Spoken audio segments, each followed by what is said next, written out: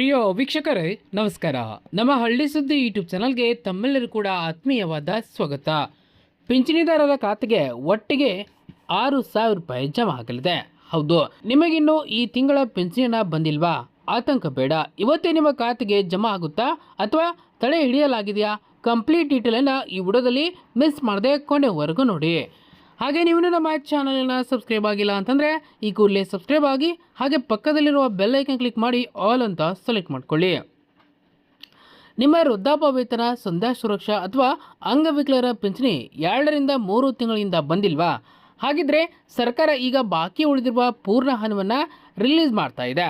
ಆದರೆ ಯಾವ ದಾಖಲೆ ಸರಿ ಇದ್ದರೆ ಮಾತ್ರ ಈ ಹಣ ಬರುತ್ತೆ ಎಂಬುದನ್ನು ಈ ವಿಡಿಯೋದಲ್ಲಿ ತಿಳಿಸ್ಕೊಡ್ತಾ ಹೋಗ್ತೀನಿ. ದಯವಿಟ್ಟು ವಿಡಿಯೋನ ಎಲ್ಲೂ ಕೂಡ ಸ್ಕಿಪ್ ಮಾಡದೆ ಕೊನೆವರೆಗೂ ನೋಡಿ. ನಮಸ್ಕಾರ ಸ್ನೇಹಿತರೆ, ನಮ್ಮ ಚಾನಲ್ಗೆ ನಿಮ್ಮೆಲ್ಲರೂ ಕೂಡ ಆತ್ಮೀಯವಾದ ಸ್ವಾಗತ. ಸ್ನೇಹಿತರೆ, ರಾಜ್ಯ ಸರ್ಕಾರದ ವತಿಯಿಂದ ಮಾಸಿಕ ಪಿಂಚಣಿ ಪಡೆಯುತ್ತಿರುವ ಫಲಾನುಭವಿಗಳಿಗೆ ಒಂದು ಅತ್ಯಂತ ಮಹತ್ವದ ಹಾಗೂ ಸಂತಸದ ಮಾಹಿತಿ ಹೊರಬಿದ್ದಿದೆ.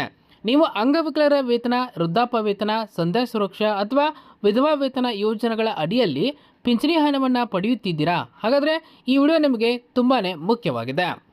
ಬಹಳಷ್ಟು ಜನ ಫಲಾನುಭವಿಗಳಿಗೆ ಈಗಾಗಲೇ ಆಗಸ್ಟ್ ತಿಂಗಳ ಪಿಂಚಣಿ ಹಣ ಬ್ಯಾಂಕ್ ಖಾತೆಗಳಿಗೆ ಜಮೆ ಆಗಿದೆ. ಆದರೆ ಇನ್ನೂ ಕೆಲವರಿಗೆ ನಮಗೆ ಈ ತಿಂಗಳ ಪಿಂಚಣಿ ಇನ್ನೂ ಕೂಡ ಬಂದಿಲ್ಲ ಎನ್ನುವ ಗೊಂದಲ ಮತ್ತು ಆತಂಕವಿದೆ. ಜೊತೆಗೆ ಹಿಂದಿನ 2 ಅಥವಾ 3 ತಿಂಗಳುಗಳಿಂದ ತಡೆ ಹಿಡಿಯಲಾಗಿದ್ದ ಪಿಂಚಣಿಯನ್ನು ಯಾವಾಗ ಜಮಾ ಆಗುತ್ತದೆ, ದಾಖಲಾತಿಗಳನ್ನು ಸರಿಪಡಿಸಿದವರಿಗೆ ಪೂರ್ಣ ಹಣ ಯಾವಾಗ ಸಿಗಲಿದೆ ಎನ್ನುವುದರ ಸಂಪೂರ್ಣ ಮಾಹಿತಿಯನ್ನು ಈ ವಿಡಿಯೋದಲ್ಲಿ ವಿವರವಾಗಿ ತಿಳಿಸಿಕೊಡಲಿದ್ದೇವೆ. ವಿಡಿಯೋನ ಎಲ್ಲೂ ಕೂಡ ಸ್ಕಿಪ್ ಮಾಡದೆ ಕೊನೆವರೆಗೂ ನೋಡಿ. ನೀವೇ ನಮ್ಮ ಚಾನಲನ್ನು ಸಬ್ಸ್ಕ್ರೈಬ್ ಮಾಡಿಲ್ಲ ಅಂತಂದರೆ ಈ ಕೂಡಲೇ ಸಬ್ಸ್ಕ್ರೈಬ್ ಮಾಡ್ಕೊಳ್ಳಿ. ಹಾಗೆ ಬೆಲ್ ಐಕನ್ ಒತ್ತಿ ಆಲ್ ಅಂತ ನೋಟಿಫಿಕೇಶನನ್ನು ಸೆಲೆಕ್ಟ್ ಮಾಡ್ಕೊಳ್ಳಿ. ಸ್ನೇಹಿತರೆ, ಕರ್ನಾಟಕ ರಾಜ್ಯದ ಸರ್ಕಾರದ ಕಂದಾಯ ಇಲಾಖೆ ಹಾಗೂ ಸಮಾಜ ಕಲ್ಯಾಣ ಇಲಾಖೆಯ ವತಿಯಿಂದ ಸಮಾಜದ ಬಡ, ನಿರ್ಗತಿಕ ಹಾಗೂ ವಿಶೇಷ ಚೇತನ ನಾಗರಿಕರಿಗೆ ಪ್ರತಿ ತಿಂಗಳು ನೇರ ನಗದು ವರ್ಗಾವಣೆ ಮೂಲಕ ಆರ್ಥಿಕ ನೆರವು ನೀಡಲಾಗ್ತಾ ಇದೆ. ಅಂಗವಿಕಲರ ಮಾಸಾಸನ, ಹೌದು, ವಿಶೇಷ ಚೇತನರ ಆರ್ಥಿಕ ಭದ್ರತೆಗಾಗಿ ನೀಡುವ ಇದು ಮಾಸಿಕ ನೆರವು ಆಗಿದೆ. ಇನ್ನು ಸಂಧ್ಯಾ ಸುರಕ್ಷಾ ಯೋಜನೆ, ಈ ಯೋಜನೆ 65 ವರ್ಷ ಮೀರಿದ ಹಿರಿಯ ನಾಗರಿಕರಿಗೆ ಜೀವನ ನಿರ್ವಹಣೆಗೆ ನೀಡುವ ಪಿಂಚಣಿ ಇದಾಗಿದೆ. ಇನ್ನು ವೃದ್ಧಾಪ್ಯ ವೇತನ, ಬಡ ಕುಟುಂಬಗಳ ವೃದ್ಧರಿಗೆ ಸಿಗುವ ಮಾಸಿಕ ಭತ್ಯೆ. ಇನ್ನು ವಿಧವಾ ವೇತನ ಹಾಗೂ ಮನಸ್ವಿನಿ ಯೋಜನೆಗಳು, ಹೌದು, ಮಹಿಳೆಯರ ಸಬಲೀಕರಣಕ್ಕಾಗಿ ಸಿಗುವ ಈ ಯೋಜನೆಗಳು. ಪ್ರತಿ ತಿಂಗಳಿನಂತೆ ಈ ತಿಂಗಳು ಕೂಡ ಸರ್ಕಾರವು ಅನುದಾನ ಬಿಡುಗಡೆ ಮಾಡಿದ್ದು ಫಲಾನುಭವಿಗಳ ಖಾತೆಗೆ ಹಣ ವರ್ಗಾವಣೆ ಮಾಡುವ ಪ್ರಕ್ರಿಯೆ ಈಗಾಗಲೇ ಚಾಲ್ತಿಯಲ್ಲಿದೆ. ಇನ್ನು ಪ್ರಸ್ತುತ ಈ ತಿಂಗಳ ಪಿಂಚಣಿ ಯಾರಿಗೆಲ್ಲ ಜಮಾ ಆಗಿದೆ, ಯಾರಿಗೆಲ್ಲ ಬಾಕಿ ಇದೆ, ಇಲ್ಲಿ ನೋಡ್ತಾ ಹೋಗೋಣ. ಸ್ನೇಹಿತರೆ, ಈಗ ಮೊದಲಿಗೆ ಪ್ರಸ್ತುತ ತಿಂಗಳ ಪಿಂಚಣಿ ಹಣದ ಬಗ್ಗೆ ಮಾತನಾಡ್ತಾನೆ. ಈಗಾಗಲೇ ರಾಜ್ಯದ ಬಹುತೇಕ ಜಿಲ್ಲೆಗಳಲ್ಲಿ ಅರ್ಹ ಫಲಾನುಭವಿಗಳ ಖಾತೆಗೆ ನೇರವಾಗಿ ಹಣ ಜಮಾ ಆಗಿದೆ. ಆದರೆ ಕೆಲವೊಂದು ತಾಲೂಕುಗಳಲ್ಲಿ ಮತ್ತು ಬ್ಯಾಂಕುಗಳಲ್ಲಿನ ಸರ್ವರ್ ಸಮಸ್ಯೆ ಅಥವಾ ಹಂತ ಹಂತವಾಗಿ ಹಣ ಬಿಡುಗಡೆ ಮಾಡುವ ಪ್ರಕ್ರಿಯೆಯಿಂದಾಗಿ ಕೆಲವರಿಗೆ ಸ್ವಲ್ಪ ತಡವಾಗಿದೆ. ನಿನ್ನೆ ದಿನ ಕೂಡ ಸಾವಿರಾರು ಜನರ ಖಾತೆಗೆ ಯಶಸ್ವಿಯಾಗಿ ಹಣ ಜಮಾ ಆಗಿರುವ ಬಗ್ಗೆ ಫಲಾನುಭವಿಗಳು ಖಚಿತಪಡಿಸಿದ್ದಾರೆ. ನಿಮಗೆ ಕಳೆದ ಜುಲೈ ತಿಂಗಳವರೆಗೆ ಯಾವುದೇ ತೊಂದರೆ ಇಲ್ಲದೆ ಹಣ ಬಂದಿದ್ದು ಈ ತಿಂಗಳ ಹಣ ಮಾತ್ರ ಇನ್ನೂ ಕೂಡ ಬಂದಿಲ್ಲ ಎಂದಾದರೆ ನೀವು ಯಾವುದೇ ಕಾರಣಕ್ಕೂ ಆತಂಕ ಪಡುವ ಅಗತ್ಯವಿಲ್ಲ. ನಿಮ್ಮ ದಾಖಲೆಗಳು ಸರಿ ಇದ್ದರೆ ಬಾಕಿ ಉಳಿದಿರುವ ಎಲ್ಲ ಅರ್ಹ ಫಲಾನುಭವಿಗಳಿಗೆ ಆದಷ್ಟು ಬೇಗ ಹಣ ನಿಮ್ಮ ಖಾತೆಗೆ ಕ್ರೆಡಿಟ್ ಆಗಲಿದೆ. ಇನ್ನು ತಡೆ ಹಿಡಿಯಲಾಗಿದ್ದ ಪಿಂಚಣಿ ಬಿಡುಗಡೆ ಪ್ರಕ್ರಿಯೆ ಆರಂಭವಾಗಿದೆ. ಅದು ಎರಡನೇ ಅತ್ಯಂತ ಪ್ರಮುಖವಾದ ವಿಚಾರ ಏನಪ್ಪಾ ಅಂತಂದರೆ ಬಾಕಿ ಉಳಿದಿದ್ದ ಪಿಂಚಣಿ ಹಣ ಜಮಾ ಆಗ್ತಾ ಇದೆ. ಹೌದು, ಬಹಳಷ್ಟು ಜನರಿಗೆ ಕಳೆದ ಜೂನ್ ಹಾಗೂ ಜುಲೈ ಅಥವಾ ಹಿಂದಿನ ತಿಂಗಳುಗಳ ಪಿಂಚಣಿ ಹಣ ಬಂದಿರಲಿಲ್ಲ. ಸರ್ಕಾರವು ಪಿಂಚಣಿ ಪಟ್ಟಿಯನ್ನು ಪರಿಷ್ಕರಣೆ ಮಾಡುವಾಗ ಹಾಗೂ ನಕಲಿ ಫಲಾನುಭವಿಗಳನ್ನು ತಡೆಗಟ್ಟುವ ಉದ್ದೇಶದಿಂದ ಕೆಲವೊಂದು ನಿಯಮಗಳನ್ನು ಕಡ್ಡಾಯಗೊಳಿಸಿತು. ಯಾರೆಲ್ಲ ಅಗತ್ಯ ದಾಖಲಾತಿಗಳನ್ನು ನವೀಕರಿಸಿಲ್ಲವೋ ಅಂಥವರ ಖಾತೆಗಳಿಗೆ ಹಣ ಜಮಾ ಆಗುವುದನ್ನು ತಾತ್ಕಾಲಿಕವಾಗಿ ತಡೆ ಹಿಡಿಯಲಾಗಿತ್ತು. ಈಗ ಯಾರೆಲ್ಲ ತಮ್ಮ ದಾಖಲಾತಿಗಳನ್ನು ಸರಿಪಡಿಸಿ ತಾಲೂಕು ಕಚೇರಿ ಅಥವಾ ಸೇವಾ ಕೇಂದ್ರಗಳಿಗೆ ಸಲ್ಲಿಸಿದ್ದಾರೋ ಅಂಥವರಿಗೆ ಸರ್ಕಾರ ಸಿಹಿ ಸುದ್ದಿ ನೀಡಿದೆ. ಯಾವ ದಾಖಲಾತಿಗಳನ್ನು ನೀವು ನೀಡಿದರೆ ಹಣ ನಿಮ್ಮ ಖಾತೆಗೆ ಬಿಡುಗಡೆ ಆಗುತ್ತೆ, ಬನ್ನಿ ನೋಡ್ತಾ ಹೋಗೋಣ. ಜಾತಿ ಮತ್ತು ಆದಾಯ ಪ್ರಮಾಣ ಪತ್ರ, ಚಾಲ್ತಿಯಲ್ಲಿರುವ ಸರಿಯಾದ ಆದಾಯ ಮಿತಿಯ ಪ್ರಮಾಣ ಪತ್ರವನ್ನು ಸಲ್ಲಿಸಿದವರಿಗೆ ಈ ಹಣ ಜಮಾ ಆಗುವಂಥದ್ದು. ಇನ್ನು ಆಧಾರ್ ಕಾರ್ಡ್ ಮತ್ತು ಬ್ಯಾಂಕ್ ಸೀಡಿಂಗ್, ಬ್ಯಾಂಕ್ ಖಾತೆಗೆ ಆಧಾರ್ ಜೋಡಣೆ ಹಾಗೂ NPC ಮ್ಯಾಪಿಂಗ್ ಮಾಡಿಸಿದವರಿಗೆ ಈ ಹಣ ಜಮಾ ಆಗುತ್ತೆ. ಇನ್ನು ಜೀವಿತಾವಧಿ ಪ್ರಮಾಣ ಪತ್ರ, ನಿಯಮಿತವಾಗಿ ಜೀವಿತ ಪ್ರಮಾಣ ಪತ್ರ ಸಲ್ಲಿಸಿ ತಾವು ಸಕ್ರಿಯ ಫಲಾನುಭವಿ ಎಂದು ನೀವು ಸಾಬೀತುಪಡಿಸಬೇಕು.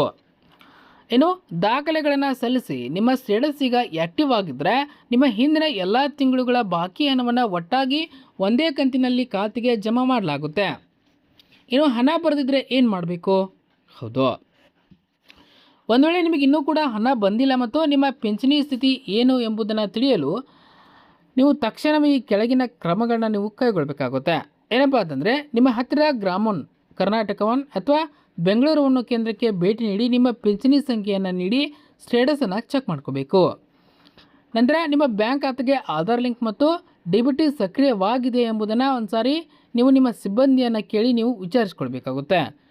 ನಂತರ ನಿಮ್ಮ ಜೀವಿತ ಪ್ರಮಾಣ ಪತ್ರ ಅಥವಾ ಆದಾಯ ಪ್ರಮಾಣ ಪತ್ರದ ಅವಧಿ ಮುಗಿದಿದ್ದರೆ ತಕ್ಷಣವೇ ಅದನ್ನು ನವೀಕರಿಸಿ ಗ್ರಾಮ ಆಡಳಿತ ಅಧಿಕಾರಿ ಅಥವಾ ತಹಸೀಲ್ದಾರ್ ಕಚೇರಿಗೆ ಸಲ್ಲಿಸಬೇಕಾಗುತ್ತೆ. ಇನ್ನು ದಾಖಲೆಗಳ ಸರಿ ಹೊಂದಿದ ಬಳಿಕ ಮುಂಬರುವ 2 ರಿಂದ 3 ದಿನಗಳಲ್ಲೇ ನಿಮ್ಮ ಪೆಂಡಿಂಗ್ ಹಣ ಖಾತೆಗೆ ಸೇರಲಿದೆ.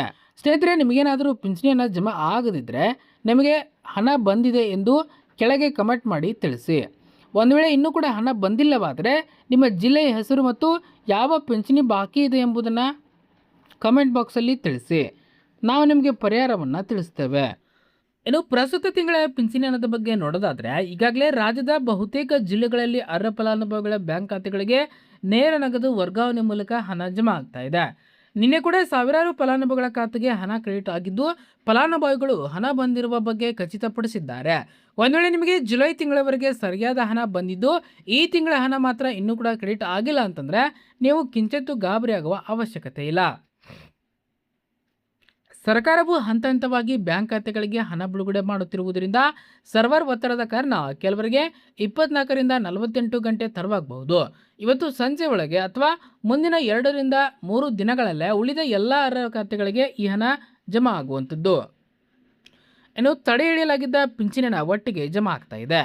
ಹೌದು, ಇನ್ನು ಎರಡನೇ ಅತ್ಯಂತ ದೊಡ್ಡ ಅಪ್ಡೇಟ್ ಅಂದರೆ ಪೆಂಡಿಂಗ್ ಪಿಂಚಣಿ ಹಣ ಬಿಡುಗಡೆ. ಕಳೆದ ಜೂನ್ ಮತ್ತು ಜುಲೈ ತಿಂಗಳಿನಲ್ಲಿ ದಾಖಲೆಗಳ ಕೊರತೆಯಿಂದಾಗಿ ಅಥವಾ ಪರಿಶೀಲನೆ ಬಾಕಿ ಇದ್ದ ಕಾರಣಕ್ಕಾಗಿ ಯಾರ ಪಿಂಚಣಿ ಹಣವನ್ನು ತಾತ್ಕಾಲಿಕವಾಗಿ ತಡೆ ಹಿಡಿಯಲಾಗಿತ್ತೋ ಅಂಥವರಿಗೆ ಈಗ ಸರ್ಕಾರ ದೊಡ್ಡ ರಿಲೀಫ್ ನೀಡಿದೆ.